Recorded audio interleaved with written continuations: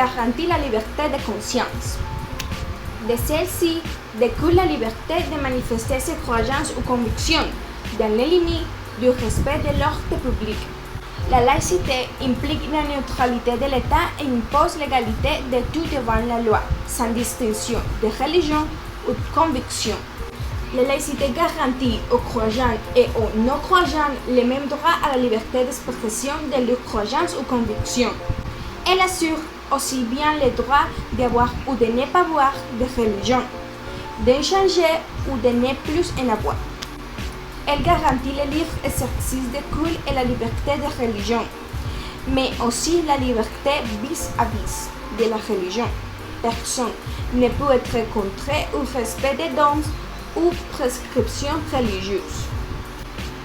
La laïcité implique la séparation de l'État et des organisations religieuses.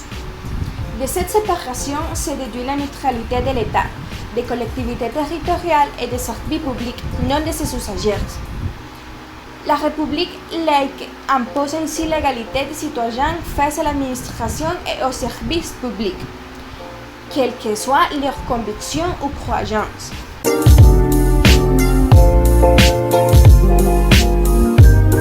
Comme Angélique l'a déjà expliqué, la laïcité repose sur trois principes: la liberté de conscience et la liberté de culte, la séparation des institutions publiques et des organisations religieuses, et aussi l'égalité de droits devant la loi, indépendamment des croyances et des convictions. Cependant, il y a des avantages et des désavantages. Mais commençons par les avantages.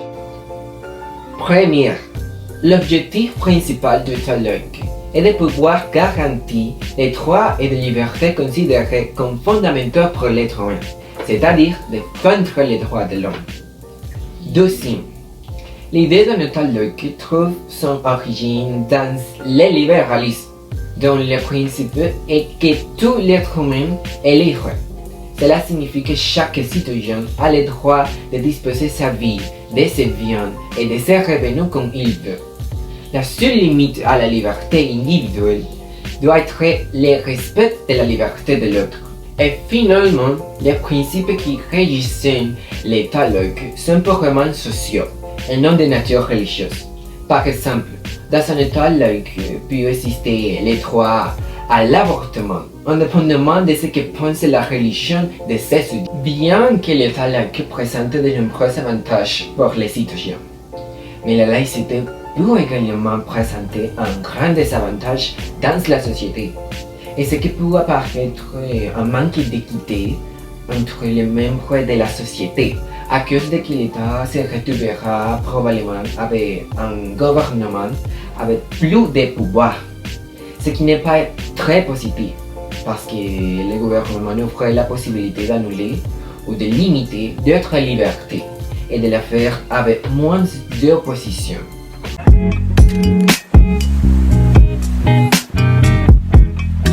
Alors, la laïcité en France est un principe constitutionnel. Plus précisément, on le trouve dans l'article 1 de la Constitution française. L'incorporation de ce principe est principalement définie par l'histoire de chaque pays. Par exemple, aux États-Unis, les premières colons appartenaient à des petits groupes religieux, mais ils étaient persécutés par l'État, où une religion de l'Angleterre existait déjà. Donc, le groupe religieux apparaît aux États-Unis comme protecteur de l'individu contre l'intrusion et l'oppression de l'État. Alors, comme je l'ai dit, le principe de laïcité est profondément lié à l'histoire. C'est pourquoi ce qu'il a inspiré un modèle particulier en France. Dans l'histoire de France, l'Église catholique a longtemps dicté sa loi aux citoyens, et parfois même au gouvernement. Depuis la République, l'État apparaît donc plutôt comme protecteur de l'individu contre l'intrusion des églises. Eh bien, la particularité de la laïcité française, c'est la neutralité absolue de l'État. Ça veut dire la séparation entre l'Église et l'État. Aucune religion n'a le droit d'intervenir dans les affaires de l'État, et l'État n'a pas le droit d'intervenir dans les affaires religieuses. Non plus, l'État ne prend pas position sur l'existence de Dieu C'est parce que la laïcité protège la liberté de chacun de croire ou de ne pas croire. Une autre particularité est que le président de la République en France ne jure pas sur la Bible, contrairement au président américain.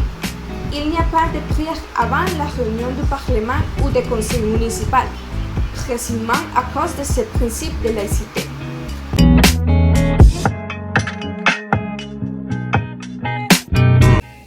En Colombie. Bien, la Colombie est un État laïque et toutes les religions sont égales devant la Constitution, selon l'article 19. Cela signifie que la religion et l'action des gouverneurs sont très séparées dans le pays. Par conséquent, le gouvernement ne reconnaîtra pas ci-dessous d'une religion spéciale, comme la catholique. Mais en lisant l'histoire de la Colombie, on peut être souligné qu'avant 1991, l'État reconnaissait la religion catholique comme la principale religion pour le pays. Mais en 1994, la Colombie a été déclarée comme un État laïque, fondé sur la reconnaissance de la pleine liberté religieuse et aussi la séparation de l'État et l'Église. Mais il est très surprenant, même si le fait que l'État reconnaisse la diversité religieuse, le christianisme est la religion qui prédomine le plus dans le pays et peut exercer une grande influence sur les décisions du gouvernement. Car si la majorité des dirigeants sont chrétiens, il est logique que leurs décisions sont médiées par leurs croyances et convictions religieuses.